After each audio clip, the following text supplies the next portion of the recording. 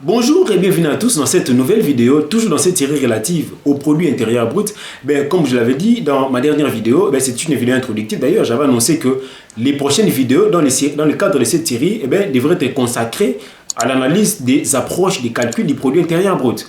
La vidéo d'aujourd'hui va être consacrée justement à la première approche des calculs du produit intérieur brut. Je vous informe que généralement vous allez retrouver dans beaucoup d'ouvrages d'économie 3 approches des calculs du produit intérieur brut.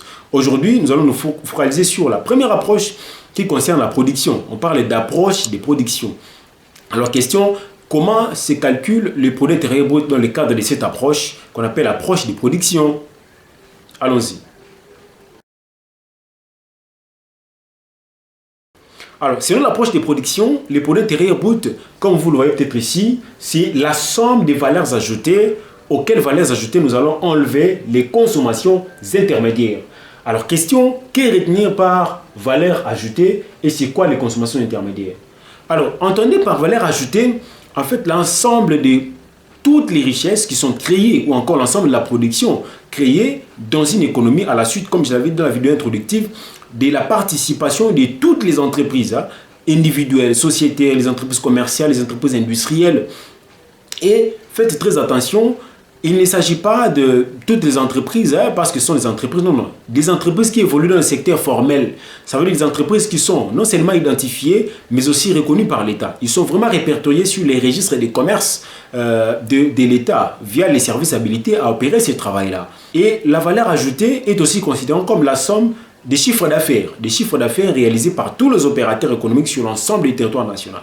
Mais comment parvenons-nous à nous procurer toutes ces données statistiques? Mais c'est tout simplement à la suite de parce qu'on a dit que ce sont des entreprises qui sont identifiées par l'État. Et donc lorsqu'on arrive à la fin de l'exercice, ces entreprises-là, à la suite de leur déclaration auprès des institutions fiscales, à la suite de leur déclaration auprès des institutions, des services de l'économie et des commerces, nous avons la possibilité de nous procurer toutes ces informations-là. Ce sont ces informations-là qui sont utilisées justement par des institutions de statistiques pour calculer par exemple les produits intérieurs bruts, etc.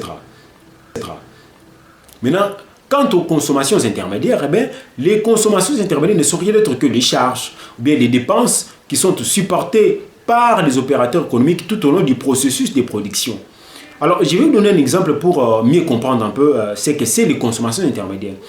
Une industrie automobile, par exemple, qui construit des véhicules.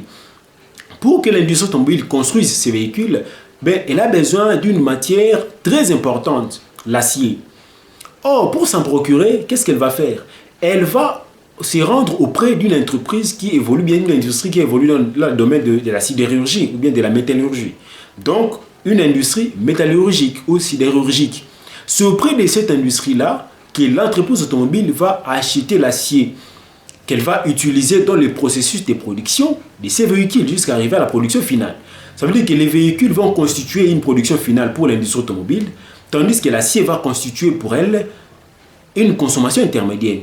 Alors que pour l'industrie métallurgique, l'acier va constituer une production finale. Donc voilà un peu. Donc les consommations intermédiaires interviennent tout simplement dans les processus de production. Cette matière-là, l'industrie automobile va l'associer à d'autres substances, à d'autres matières pour construire ces véhicules. Donc ce sont les consommations intermédiaires que nous allons soustraire des valeurs ajoutées pour obtenir la production nationale, qu'on appelle justement les produits intérieurs bruts. Voilà aujourd'hui ce que j'avais à vous partager. Ça, c'est la première approche. Donc, retenez, c'est très simple. C'est juste la différence entre les valeurs ajoutées et les consommations intermédiaires. Les valeurs ajoutées sectorielles, ça veut dire valeurs ajoutées récoltées dans tous les secteurs de la vie nationale et les consommations intermédiaires sectorielles aussi. Donc, tous les secteurs pris en compte, publics tout comme privés, et ce qui vous donne les PIB. Alors, si vous trouvez que ces condensés ne vous suffit pas, vous n'avez qu'à nous écrire via cette adresse. Et si vous ne voulez rien rater quant aux prochaines approches qui interviendront dans les prochaines vidéos, vous n'avez qu'à vous abonner à la chaîne pour ne rien rater. Quant à moi, je vous dis à la prochaine et merci.